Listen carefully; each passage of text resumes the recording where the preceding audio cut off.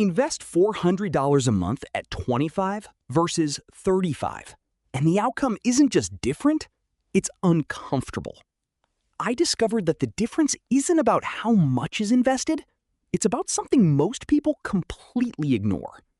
Let me show you what really happens when time quietly does the heavy lifting, or when it doesn't. This is the real story of investing $400 a month at 25 versus 35. The gap is not what they tell you. It's worse. But it's also simpler to fix than anyone admits. I used to think time was just one factor among many.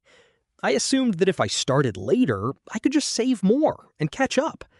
The math tells a different story. It reveals a psychological trap that keeps millions of working professionals feeling financially stuck. The trap is what behavioral economists call present bias. We overvalue immediate comfort and massively undervalue what a few early years can do. I want to walk through exactly what happens with $400 a month.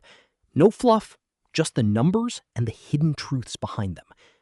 When I finish, one insight will change how you see every month that passes without that $400 moving. No hype, just clarity. Let me set up the baseline. Imagine two paths. Path A starts investing $400 a month at age 25. Path B starts at age 35. Both invest until age 65. I'll use a 7% average annual return, which is roughly what a low-cost global equity portfolio delivered after inflation over the last century. That gives a real, spendable picture. Path A puts in $400 a month for 40 years.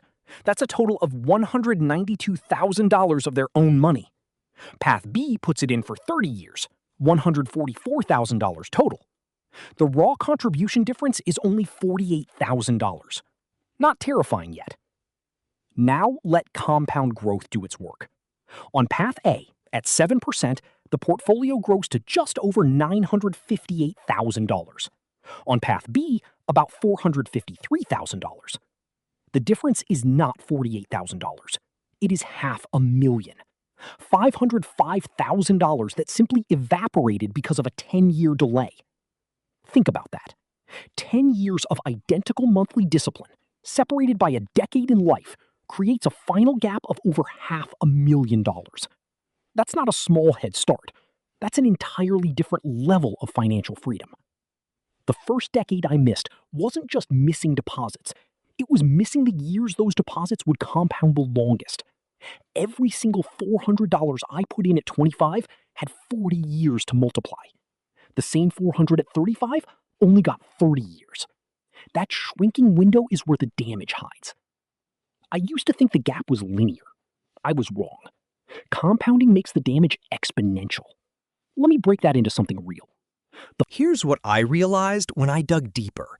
The hidden cost isn't just the dollar amount. It's the years of life that money buys back.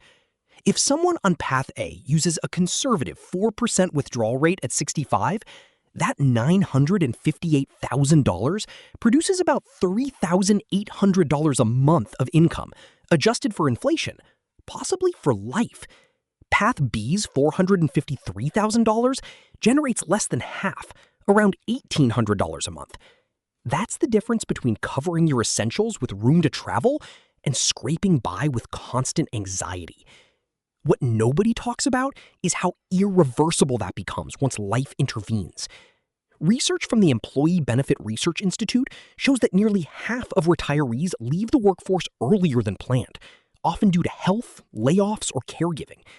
The plan to work a few extra years to catch up turns out to be a gamble on a body and a job market you don't control. Delaying investing isn't just giving up money. It's silently betting that life will cooperate perfectly from age 55 to 70. I learned that bet loses more often than anyone admits. And here's the part that took me the longest to figure out. The pain of waiting isn't just what you lose. It's how much harder you have to work to get the same result. To close that $500,000 gap, Path B can't just invest the same $400. I calculated what it would take for a 35-year-old to reach the same $958,000 by 65 with only 30 years. The required monthly contribution is not a little more. It's about $845 a month. That's more than double the original amount, every single month for 3 decades, just to equal what $400 a month did starting 10 years earlier. The simple act of waiting a decade more than doubled the required effort. I found that staggering. It means every year of waiting silently raises the price tag on your future self, and nobody sends you a bill until it's too late. That's the truth bomb. Early time is a discount on your entire life that you can never reclaim. I want to simplify why this happens so it never feels abstract again. Each $400 bill invested at 25 has time to roughly double 3.5 times at 7%. That turns 1 month's deposit into about $5,990. The exact same $400 invested at 35 doubles only about 2.5 times, becoming roughly $3,045. Nearly a 2-to-1 difference per dollar just because of when that dollar entered the market. Early money doesn't just work harder, it works longer. It compounds during years when you might be sleeping, building a career, raising kids, any ordinary life. The machine runs quietly. But if you delay feeding the machine, you permanently shrink its output. That's why saving more later feels like sprinting uphill. I used to believe that disciplined budgets later could fix early inaction. The numbers show that discipline later is exponentially less powerful than moderate discipline now. Let me make it painfully practical. If someone waits from age 25 to age 30 to start that $400 habit, those 5 years of contributions from 25 to 30 would have turned into over $140,000 by age 65. That's not a missed latte. That's a house down payment, several years of college for a child, or 6 extra years of retirement income. Those 5 silent years don't show up on a credit card statement. They only become visible in your net worth 2 decades later, and by then, they look like a gap you can't explain. I've examined countless compound tables, and the pattern is always the same. The earliest dollars are the cheapest and the most powerful. The later dollars are expensive and comparatively weak. That's not motivational talk. That's arithmetic. If that landed for you, good. It means you're seeing the timeline, not just the number. Now, I want to show the one math insight that reorganized everything for me. I call it the catch-up trap. Take Path A's final value, that $958,000, built with $400 a month from 25. If someone on Path B decides at 35 to match that exact same $958,000 by 65, they need an annual return of 7%, same as before. I solved for the required monthly contribution over 30 years. The number is roughly $845. I already mentioned that. But here's the twist. Even if Path B manages to invest $845 a month, their total out-of-pocket contributions over 3 decades would be $304,200 compared to Path A's $192,000. So the person who waited pays $112,000 more from their own pocket to arrive at the same destination, all because of lost time. The market didn't punish them, time did. There was no fee visible on a brokerage statement for that delay. The fee is quietly extracted from the missing compounding years. That reframed everything for me. Time is not just an asset, it's a cost multiplier. Every year of waiting raises the purchase price of your financial independence, and nobody negotiates that price down later. After all this, I had to ask, what actually helps someone act on it? Not 5 complex strategies, 1 shift. I changed how I classified my own $400 a month. I stopped treating it as savings. I mentally reclassified it as a non-negotiable bill to my future self, due on the 1st of every month. I automated it to leave my account the same day my rent was paid. That's it. The shift was not about willpower. It was about removing the choice.